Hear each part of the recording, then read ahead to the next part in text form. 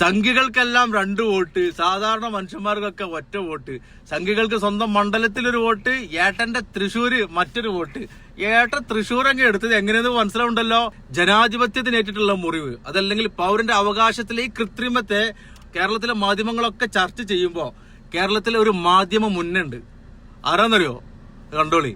നമ്മുടെ സംസ്ഥാനത്തുള്ള പല പ്രധാനപ്പെട്ട മീഡിയ സ്ഥാപനങ്ങളും ഈ രാജ്യം കത്തി നിൽക്കുന്ന പൗരാവകാശത്തെയും ഇന്ത്യൻ ജനാധിപത്യത്തെയും ചോദ്യം ചെയ്തുകൊണ്ടുള്ള ഈ ആശയങ്ങൾ ചർച്ച ചെയ്യപ്പെടുന്ന വേളയിൽ ലവ് ജിഹാദ് ചർച്ച ചെയ്യാൻ താല്പര്യം കാണിക്കുന്ന മാധ്യമ സുഹൃത്തുക്കളും സ്ഥാപനങ്ങളും ഉണ്ട് എന്നുള്ളത് ഒരേ സമയം തന്നെ വേദനിപ്പിക്കുന്നുണ്ട്.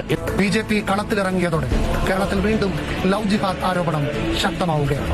ഇന്ത്യയുടെ ജനാധിപത്യത്തിലെ ശത്രുക്കളെ തിരിച്ചറിയണം, അവരെ ഒന്ന് സൂക്ഷിച്ചു വയ്ക്കുന്നതും നല്ലതാണ്. ഇത് ജനാധിപത്യത്തിന്റെ മുന്നമാരാണ് ഈ പണി ചെയ്തുകൊണ്ടിരിക്കുന്നത്. ഒരു മാധ്യമ പ്രവർത്തകൻ എന്ന നിലയിൽ ഒരേ സമയം അഭിമാനവും അതേസമയം തന്നെ കടുത്ത വേദനയോടും കൂടിയാണ് ഞാൻ നിങ്ങളോട് ഇത് സംസാരിക്കുന്നത്. എന്തുകൊണ്ടാണ് വേദന? ഇന്ന് രാജ്യം മുഴുവൻ, ഒരുപക്ഷെ അടുത്ത കാലത്തെങ്ങും 300 MP-മാർ തെരുവിലിറങ്ങി ഇങ്ങനെ ഒരു പ്രതിഷേധം നടത്തിയിട്ടില്ല രാജ്യത്തിന്റെ തലസ്ഥാനത്ത്. ഇതേപോലെ ഒരു വിഷയം രാജ്യശ്രദ്ധയെ ആകർഷിച്ചിട്ടില്ല. 80% വരുന്ന നാഷണൽ മീഡിയയും ഈ വിഷയത്തിൽ വേണ്ടത്ര ഗൗരവം കൊടുത്തില്ല എന്നതാണ് എന്റെ പക്ഷം. ഒരൊറ്റ കെട്ടിടത്തിൽ പ്രിയപ്പെട്ട പ്രേക്ഷകരെ 385 പേരാണ്, ഒരൊറ്റ വീട്ടിൽ 355 പേരുടെ പേരാണ് ചേർക്കപ്പെട്ടിരിക്കുന്നത്.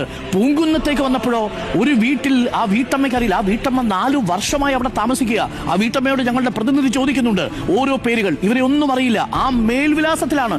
നിങ്ങൾ സൂക്ഷിച്ചോളൂ, നിങ്ങളുടെ വീട്ടിലെ മേൽവിലാസത്തിലും ഒരു പോസ്റ്റ് കോഡിന്റെ തെളിവിൽ ഏതെങ്കിലും ഒരാൾ വന്ന് വോട്ട് ചേർത്തിട്ടില്ലെന്ന് ഉറപ്പിക്കാൻ പറ്റാത്ത സാഹചര്യത്തിലേക്കാണ്. ഒരുപക്ഷെ നിങ്ങളുടെ മേൽവിലാസത്തിലും 1, 2, 3 പേരെയൊക്കെ ചേർക്കാൻ വേണ്ടുന്ന ഒരു മാഫിയ സംഘം പ്രവർത്തിക്കുന്നുണ്ടെങ്കിൽ അത്യന്തം അപകടകരമായ സാഹചര്യത്തിലേക്കാണ് നമ്മുടെ ജനാധിപത്യം പോകുന്നത്.